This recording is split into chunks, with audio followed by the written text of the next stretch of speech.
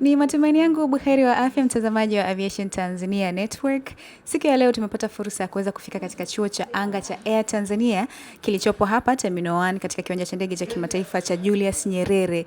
Lengo ni kufahamu zaidi kuhusu hizi fursa za ufadhili wa masomo zilizotangazwa hivi karibuni na chuo hiki, ambazo zinawahusu zaidi wale wa Tanzania wanaoweza kuzungumza lugha mbili, lugha ya Kiarabu lakini pia lugha ya Kireno. Tuko na mkuu wa chuo Bwana Eli Asilia Ndekile aweze kutufahamisha zaidi kuhusu fursa hizi, lakini zaidi fursa za mafunzo kwa ujumla katika chuo hiki ziko vipi. Nimefurahi sana kufika leo kwa mara ya kwanza katika chuo cha Air Tanzania na kuonana na mkuu wa chuo Bwana Asilia. Habari yako kiongozi? Salama, karibuni sana. Asante. Kwema? Kwema kabisa. Habari ya majukumu? Majukumu yapo, tunapambana nayo. Ndio. Yeah. Kiongozi, mwezi Juni mwaka huu 2026 mlitangaza fursa za ufadhili wa masomo kwa Watanzania wanaweza kuzungumza lugha ya Kirusi. Natumai tayari dirisha limeshafungwa, lakini mwitikio hasa wa hizi fursa ulikuwa vipi? Kwa sababu wanaweza kuzungumza Kirusi Tanzania ilikuwa vipi hasa kuwapata? In fact hata sisi mtazamo ulikuwa ni huo mwanzoni, lakini tukasema ngoja tujaribu. Lakini tumekuja kushangazwa kwamba ni Watanzania wengi sana ambao wanajua Kirusi na walijitokeza wengi sana, na tukaweza kupata idadi ambayo ni kubwa tofauti na tulivyotegemea. Kwa hiyo mwitikio ulikuwa ni mkubwa na ni mzuri, na hii inaonyesha ni kiasi gani vijana wetu wa Kitanzania wanavyojitahidi kupambana kutafuta fursa mbalimbali na kuweza kukabiliana na changamoto mbalimbali zilizopo. Kwa makadirio ni kama vijana wangapi walijitokeza katika hizo fursa? Waliofika kwenye usaili mpaka dakika ya mwisho ya ukaguzi wa mwisho tulikuwa na vijana 36, lakini kulingana na wale wataalam ambao walikuwa wanakagua uwezo wao wa lugha, wakaweza kubaini kwamba watu 8 ndio hasa 100% wana uwezo wa kuongea Kirusi. Kwa hiyo na sisi tukaliheshimu hilo, tukachukua watu 8 ukilinganisha na ile idadi kubwa ya karibu 36, ambao hao vijana 8 tulishachukua, walishaanza masomo na tayari wanakaribia mwisho. In fact leo walikuwa wameanza mitihani yao ya awali na mpaka kufika Jumatatu ya wiki inayokuja watakuwa wameshamaliza. Baada ya hapo utaratibu wake ni mrefu kidogo. Wakishamaliza hapa kwetu wanatakiwa kulingana na sheria, wanatakiwa wakafanye mitihani kwenye mamlaka inayosimamia safari za anga ambayo tunaita Tanzania Civil Aviation Authority, ili waweze kupata leseni. Waweze kupata leseni. Baada ya hapo wakishapata leseni watarudi tena kwenye utaratibu sasa wa mafunzo ya ndani ya kampuni ya Air Tanzania, ambapo sasa hapo watatakiwa kufundishwa vitu vingi kuhusu Air Tanzania yenyewe, muundo wake na utaratibu wake wa utendaji wake wa kazi, sheria mbalimbali na miongozo mbalimbali iliyopo ndani ya Tanzania, pamoja na sheria pia za kiutumishi, na baadhi ya kujua maeneo mbalimbali ambayo yanajumuisha utendaji kazi wa Air Tanzania.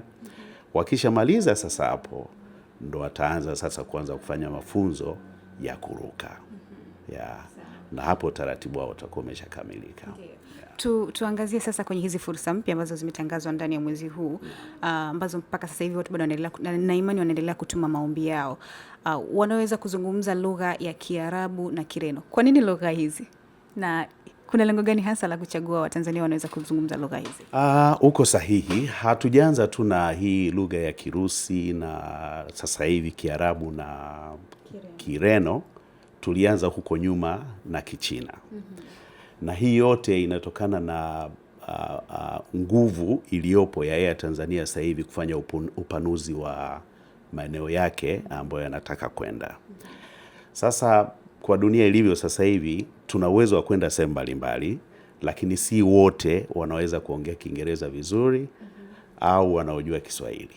Kwa hiyo ili sasa kuweza kuhakikisha kwamba abiria wote ambao tunachukua kwenye ndege zetu za Air Tanzania wana uwezo wa kupata huduma bora, usalama, lakini pia waweze kusafiri kwa raha na starehe, ni pamoja na kuweza kuwaelewa vizuri wanataka nini, wanahitaji nini kwa wakati gani. Sasa yote hayo yatazingatiwa tu endapo uwezekano wa kuelewana kwa lugha upo. Na ndipo hapo sasa tunajitahidi kuhakikisha kwamba yale maeneo ambayo si waongeaji wazuri wa Kiingereza tuweze kuwa na vijana ambao wana uwezo wa kuelewa lugha zao, wana uwezo wa kutafsiri vizuri, ili sasa tukishafikia pointi ile tuweze kuwapa huduma abiria wetu kulingana na taratibu kwanza za kimataifa, lakini pia taratibu za Air Tanzania yenyewe. Yeah. Utaratibu uko vipi kama mtu anataka kutuma maombi yake? Utaratibu upo aina mbili. Tuna website yetu ya Air Tanzania, lakini pia mhusika anaweza akaleta moja kwa moja hapa ofisini. Tunapokea matangazo toka wiki iliyopita, lakini tutafunga tarehe 4 mwezi ujao wa 9, ndio itakuwa dirisha litakuwa limefungwa kabisa. Baada ya hapo likishafungwa, tutaanza sasa ule mchujo wa kawaida. Kwanza, mchujo wa kwanza ni wa kugundua kama huyo mtu ana uwezo kweli wa kuongea hiyo lugha vizuri, maana tunahitaji mtu ambaye anaongea lugha fasaha. Tukishalimaliza hilo, zoezi la pili linalokuja litakuwa ni zoezi la kuangalia sasa, je, sifa za wao kuwa wafanyakazi ndani ya ndege wanazo? Kwa utakuja kwenye ule utaratibu wa kawaida sasa kufanya huo ukaguzi ambao nao una vigezo vyake vingi tu. Tukimaliza hapo, kulingana na sheria tena inamtaka huyo kijana ambaye anataka kuwa mfanyakazi ndani ya ndege akafanye vipimo vya afya, ili tuweze kuhakikisha kwamba huyu mtu tukimpeleka kule juu hatopata changamoto yoyote ambayo inahusiana na masuala ya afya. Kwa hiyo na hiyo nayo hatopelekwa kwenye madaktari hawa kawaida. Sheria inawatambua, sheria ya masuala ya ndege inawatambua wale watu ambao ni wataalam kwenye masuala ya ndege. Kwa hiyo wamepewa hivyo vibali vya kufanya ukaguzi wa afya na mamlaka ambao ni Tanzania Civil Aviation Authority. Inawatambua kwamba hawa ni wataalamu wa kuweza kukagua afya za watu ambao wanaruka. Na hii sio kwa cabin crew tu, hata kwa wenzetu marubani nao pia wanafanya utaratibu wa kukagua afya zao. Kama madaktari wa anga wa aviation medicine. Exactly. Tunaita aviation medical doctors. Kwa hiyo kule nako wataenda watakagulia hizo afya zao. Wale ambao wataonekana wako sawa sawa na wale ambao wataonekana labda kuna changamoto wanahitaji kurekebisha, watarekebisha, lakini ambao watakuwa wako sawa sawa tutaletewa taarifa. Then hao sasa ndo tutawaingiza kwenye mafunzo. Na kama nilivyosema, hii kozi ya hawa vijana ambao tunahitaji wanaweza kuongea Kiarabu na Kireno inakuwa sponsored na kampuni, kwa sababu tuna uhitaji huo. Kwa hiyo Air Tanzania itasponsor training zao, gharama zao zote za mafunzo mpaka hapo atakapomaliza. Hapo kwenye tugusie hapo kwenye sponsorship yenyewe ina cover vitu gani hasa? Hiyo sponsorship ina cover tuition cost yenyewe, lakini ina cover pia uniforms, kwa sababu wanapokuwa chuoni wanatakiwa wawe in full uniforms. Lakini pia ina cover chakula, gharama za chakula kwa muda wao wote watakapokuwepo chuoni. Kwa hivyo ndo vitu vitatu ambavyo Air Tanzania inatoa ufadhili wa namna hiyo. Hiyo inamaanisha kwamba baada ya mtu kuwa amepitia mchujo wote huo, amekuwa miongoni mwa watu 10 katika zile nafasi 10 zilizotangazwa, uhakika wa ajira uko hapo. Sasa huyu kwa sababu tayari Air Tanzania inamhitaji. Yaani ni kwamba mpaka anaanza darasa ni kwamba ni mwajiriwa tayari. Lakini sasa ana vigezo vya kutimiza. Kigezo cha kwanza, lazima awe na ufaulu unaoridhisha. Na lazima amalize masomo yake kikamilifu. Ili sasa, kwa maana kwamba naposema kikamilifu, apate certificate of completion ya hapa chuo, lakini pia apate ile the TCA cabin crew member license. Akishakamilisha hivyo vitu viwili, hapo tayari tunaanza kumhesabu kwamba huyu ana vigezo sasa vya kuanza kufanya kazi kama cabin crew. Walengwa hasa wa fursa hizi ni Watanzania pekee au ikitokea mtu anatokea nchi jirani ana vigezo hasa vya za kupata fursa hii inakuwa vipi? Sio upendeleo, lakini ni kwa Watanzania. Yeah. Tuhamie sasa kwenye upande wa fursa kwa ujumla za mafunzo yanayopatikana hapa. Mpaka sasa hivi mnatoa mafunzo ya aina gani? Mangapi mpaka kwa sasa? Nashukuru. Mpaka sasa hivi tuna mafunzo, naweza nikasema mafunzo ambayo yako kwenye maeneo makuu mawili. Eneo la kwanza ni la cabin crew au wafanyakazi wa ndani wale ambao wanajitegemea. Hiyo ndo kozi kuu ya kwanza ambayo tunaitoa. Wanajitegemea kwa maana gani? Yaani kwamba hawa sio waajiriwa wa Air Tanzania, lakini vijana wa Kitanzania na wengine wanatoka nje ya Tanzania wanakuja wanajisomesha hapa. Alafu baada hapo nafasi za ajira zinapojitokeza then wanaanza kuomba, kwa sababu tayari wakati huo wana certificate na wana license, kwa wana uwezo wa kuomba. Lakini eneo la pili, kozi nyingine ambayo tunaitoa ambayo ni eneo la pili, pia tunatoa kozi za customer care, ambayo hii ni kozi ambayo sio aviation, lakini ni kozi ambayo sisi kama ya Tanzania Training Center tuliiona kwamba makampuni mengi yanahitaji watu wao waweze kujifunza namna ya kuhudumia wateja, namna ya kujali wateja, namna ya kuattend kwenye maeneo yao tofauti wateja wanaohitaji. Kwa hiyo nayo tunaitoa. Lakini tusisahau kwamba hii unit ni ya Air Tanzania, kwa hiyo hata training nyingi ambazo ziko ndani ya Air Tanzania sio za cabin crew tu peke yake, lakini pia nazo tunazitoa. Kwa mfano vijana wetu wengi ambao wanamaliza hizi kozi za ufanyaji kazi kwenye ndege au cabin crew wameajiriwa kwenye maeneo mengi sana. Eneo kubwa ambalo wameweza kuajiriwa ni SGR kama ulivyolisema. SGR imechukua vijana wengi sana kutoka hapa, wengi sana. Lakini pili, kwa mfano maeneo kama ya kwenye meli wanachukuliwa, kwa sababu in fact unachokifundisha hapa sio kwenye ndege tu, lakini ni mtu anaweza akakitumia popote pale ambapo pana utoaji huduma kwa watu. Kwa hiyo kuna wengine wanachukuliwa kwenye mahoteli, kuna wengine wanachukuliwa, kwa mfano kuna hii LSG Sky Chef ambao wanaandaa vyakula vya kwenye ndege. Nao pia wamewachukua vijana wengi. Kwa hiyo kozi hii ni kwamba ukimaliza una uwezo wa kupeleka cheti chako popote ambapo panahusiana na masuala ya utoaji huduma na ukachukuliwa. Yeah, kwa hiyo nafasi yao ni kubwa tu. Yeah. Sasa zipo nyingi hasa za ajira. Zipo nyingi sana. Sawa. Tuende kwenye hii kozi mama, tunaweza tukasema kozi ya uhudumu wa ndege ya cabin crew.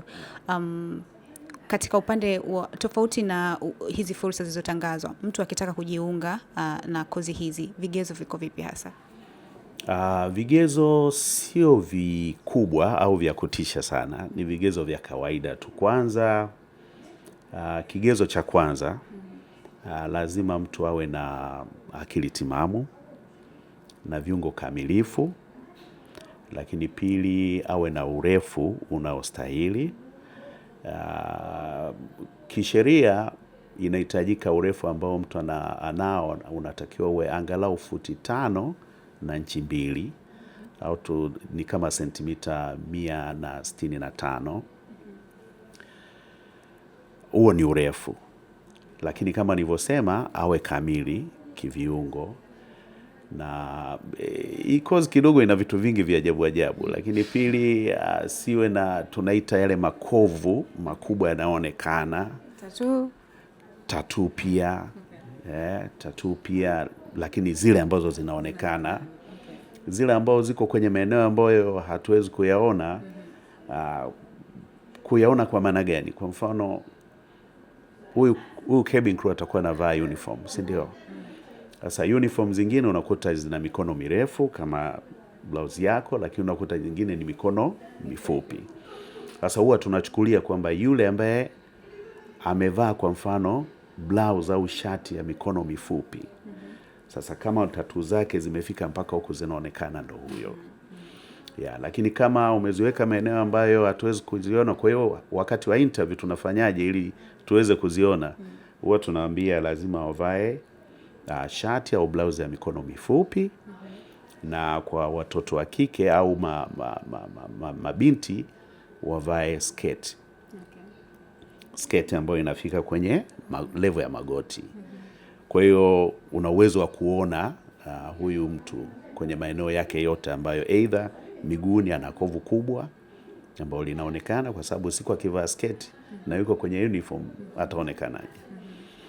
Kwa hiyo kuna vitu kama hivyo. Lakini pili, awe na uwezo, ambazo ndo za kawaida sasa, awe na uwezo wa kusoma na awe na uwezo wa kuongea lugha ya Kiswahili na Kiingereza.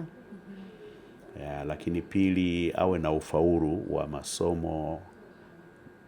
Kwa utaratibu wa nchi ni masomo 4, huyu anaonekana yuko kwenye ufaulu. Lakini na sisi tunasema katika hao masomo 4, geography na English lazima liwepo. English kwa maana kwamba ndo linabeba kozi nzima pamoja na geography. Hapo kwenye ufaulu ni alama ngapi maximum na minimum? D ni ufaulu kulingana na sheria ya nchi sasa hivi. Kwa akiwa kwenye level ya D na kwenda juu, wewe tunamchukua amefaulu. Kwa hiyo geography na English lazima viwepo. Lakini sasa ndo yanakuja mambo mengine sasa, kwamba lingine ambalo pia tunaliangalia kwa hatua za awali kabisa, wakati analeta hivyo vyeti vyake, tunataka pia huyu mtu awe na uwezo wa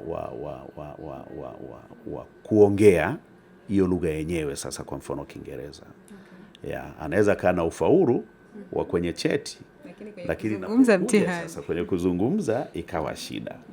Na sisi tunataka huyu mtu siku anaruka aweze kuongea na abiria wetu vizuri. Kama tulivyosema, tunahitaji mtu anayeongea Kiarabu na Kirasha na nini. Kiingereza ndo lugha kubwa. Kwa hivyo lazima aweze kuongea vizuri, akaelewane vizuri na abiria na vitu kama hivyo. Kwa hiyo hivyo ndo vitu vya msingi sana ambavyo tunaviangalia mapema kabisa. Unene sio kigezo?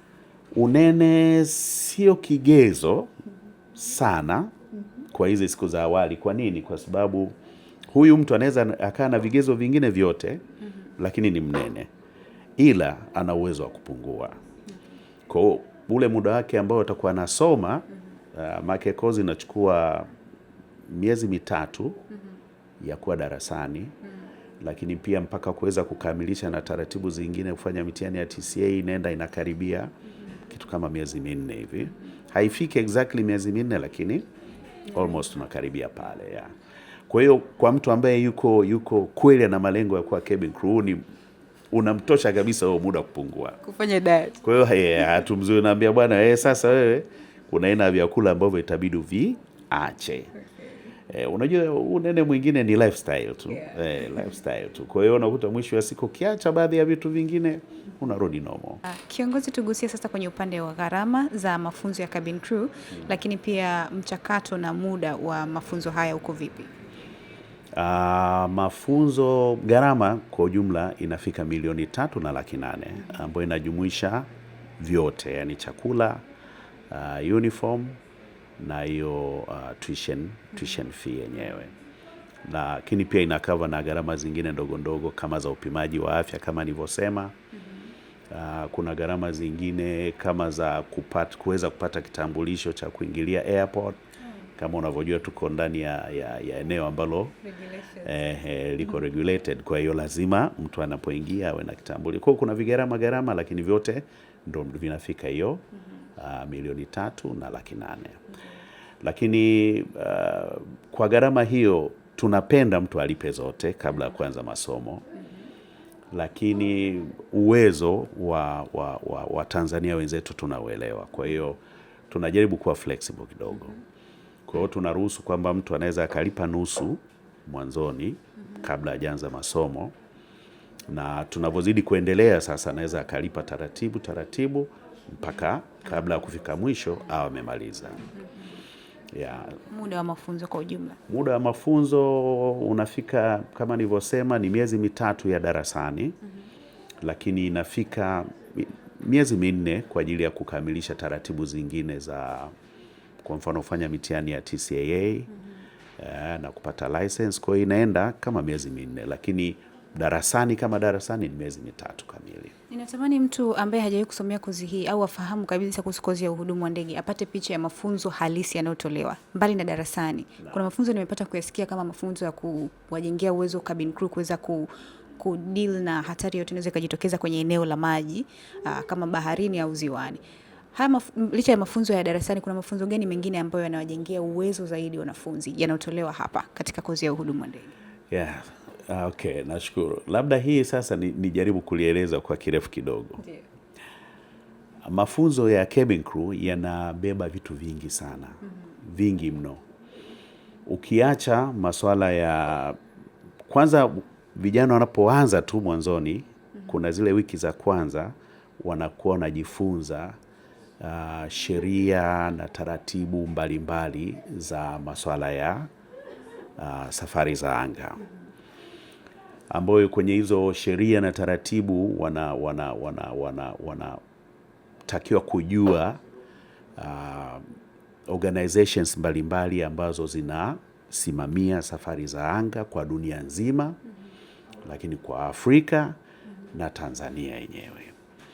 Kwa hiyo yote hayo wanajifunza, alafu wanakuja kujifunza pia taratibu zile ambazo sasa zinajumuisha ndege zinaporuka kutoka nchi fulani kwenda nchi nyingine, zinafuata taratibu gani, mienendo gani, na wao kama wafanyakazi ndani ya ndege wanafuata taratibu gani. Kwa hiyo yote hayo wanakava zile wiki za mwanzo. Lakini pili, tunapozidi kuendelea ndo wanakuja sasa kwenye masuala ya usalama hasa.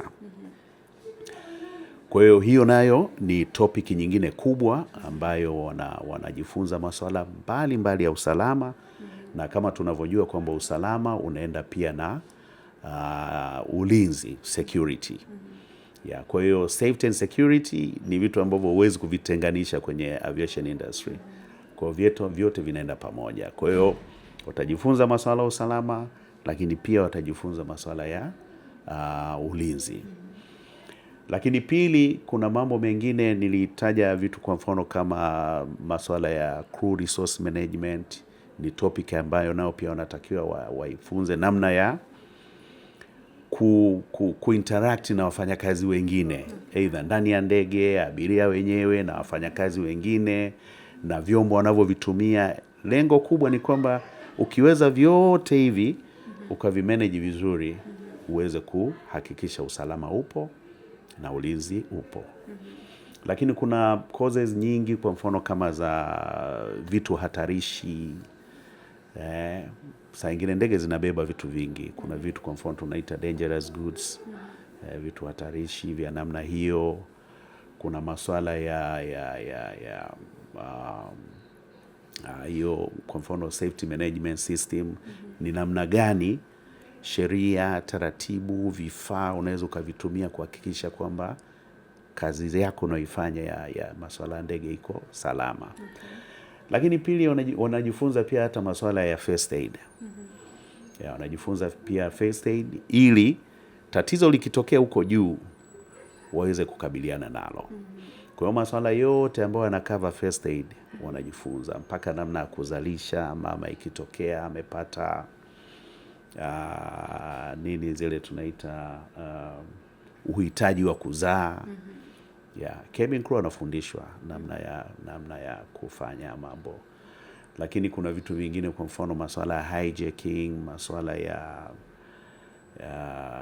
unruly, ya wale abiria ambao wanaleta shida huko ndege, yote wao wanakabiliana nao namna ya Lakini pili, wanajifunza pia namna ya kupambana, kwa mfano ikitokea ajali, kuna moto, pia wanajifunza namna ya kukabiliana na moto, namna ya kukabiliana na moshi, na namna ya kukabiliana na harufu ambayo inasikika, zile tunaita fumes.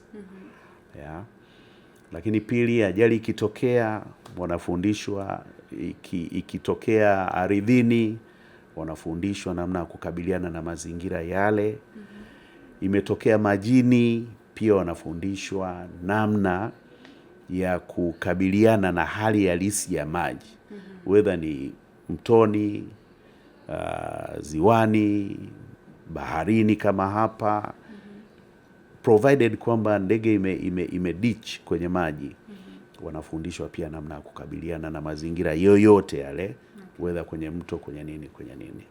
Kwa hiyo wanafundishwa mambo mengi, lakini mwisho wa siku kuna mazoezi mengine ambayo wanafanyia ndani ya ndege kabisa.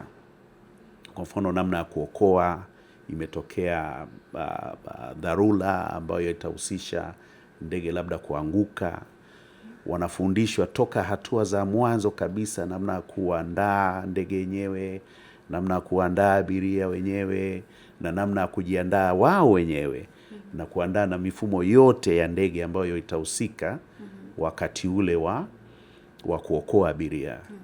Kwa hiyo wana maeneo mengi sana ambayo wanajifunza kwenye hiki kipindi chao cha miezi mitatu. Ndio, kwa kumalizia tujuze kwa ufupi muhula mpya wa masomo. Tunaamini kwamba kuna ambao wanaendelea na masomo kwa sasa hivi. Muhula mpya mwingine wa masomo unatarajia kuanza lini? Tunatarajia uanze tarehe 14 Septemba. Tulishatangaza tayari na watu wamefanya walisha apply, tulishamaliza, tukafanya interview. Sasa hivi wengi wako kwenye zoezi la upimaji afya na kulipa ada. Kwa hiyo baada ya hapo apime uniform, tunakuwa na muda kidogo wa kukamilisha hizo taratibu mpaka tarehe 14 Septemba tunaanza masomo, ambayo yatatupeleka kama nilivyosema ni miezi mitatu, yatatupeleka mpaka kwenye tarehe 14 Disemba tutakuwa tumeshamaliza. Utakuwa ni muhula wa mwisho kwa mwaka huu. Utakuwa muhula wa mwisho kwa mwaka huu, yes. Kwa mwakani unaweza kuanza Januari. Mwakani Januari tutaanza kutoa matangazo ili sasa tuanze February. Yeah. Kiongozi, nashukuru sana kwa wakati wako. Nashukuru sana kwa muda. Karibuni sana Air Tanzania. Asante sana. Neno lolote la kuongezea kwa vijana wanaotamani kusomea kozi hizi? Mimi ni washauri tu. Aviation industry ni pana na iko very complex, kwa hiyo wajiandae na Air Tanzania inazidi kupanuka, Air Tanzania inazidi kuwa imara. Tunashukuru uongozi wa Air Tanzania tukiongozwa na mkurugenzi mkuu Engineer Peter Ulanga, na pia tunashukuru pia upande wa serikali wanazidi kutupa nguvu ya kuifanya Air Tanzania iendelee kuwa kubwa, na malengo ya Tanzania ni makubwa. Kwa huko tunakoelekea na uongozi wa rais wetu tunakoelekea, Air Tanzania itakuwa kubwa. Kwa hiyo ni washauri tu vijana wale ambao wanataka kuwa wafanyakazi kwenye ndege wajitahidi. Hizi lugha zipo na sasa hivi kwa mfano chuo kikuu wanafundisha lugha nyingi sana. Waende tu wafanye hizo lugha mbalimbali. Mwisho wa siku wanakuwa na lile soko kubwa. Maana mtu akija kwenye interview akasema na lugha zaidi ya 3, hiyo inakuwa ni advantage. Ni advantage. Kwa ana uwezo wa kupata nafasi kubwa zaidi. Na labda nichukue fursa hii pia wale ambao walishafanya hii course wasijione wanyonge kwamba sasa mbona tunaona tu wenzetu labda wanaojua Kiarabu, Kirusi, Kichina. Hii naweza nikasema ni special package kwamba tunataka kwenda huko sasa, tunahitaji watu ambao wanaijua hiyo lugha. Kwa hiyo wao muda ukifika wa Air Tanzania kuongeza nafasi za wafanyakazi kwenye ndege watafikiwa. Hii ni kwa ajili ya wachache tu ambao tunahitaji wanaojua hizo lugha tuweze kuwapata na Air Tanzania iweze kwenda, na tutakapohitaji wengine na wao watakuja. Kwa hiyo sio na wasiwasi. Shukrani sana. Karibu sana. Naam, ni Bwana Eli Asilia Ndekile, yeye ni mkuu wa chuo cha anga cha Air Tanzania kilichopo hapa Julius Nyerere, katika kiwanja cha ndege cha kimataifa cha Julius Nyerere Terminal 1. Ameweza kutufahamisha mambo tofauti kuhusu fursa za ufadhili wa masomo kwa wanafunzi au Watanzania wanaweza kuzungumza Kiarabu pamoja na Kireno ambazo zimetangazwa hivi karibuni, na mpaka sasa hivi bado usajili uko wazi. Watu wanaweza kuendelea kufanya application ili kuweza kujisajili kwa wale wenye vigezo hivyo. Lakini pia tumegusia fursa kwa ujumla na muhula mwingine wa masomo ambao unatarajiwa kuanza mwezi ujao ujao mwezi wa 9 mwaka 2026.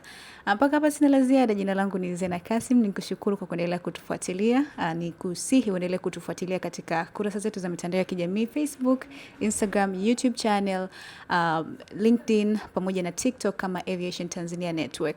Endelea kusubscribe YouTube channel yetu, lakini pia usisite kuendelea kutufollow kwenye WhatsApp channel yetu ya Aviation Tanzania Network. Hadi wakati mwingine, kwaheri.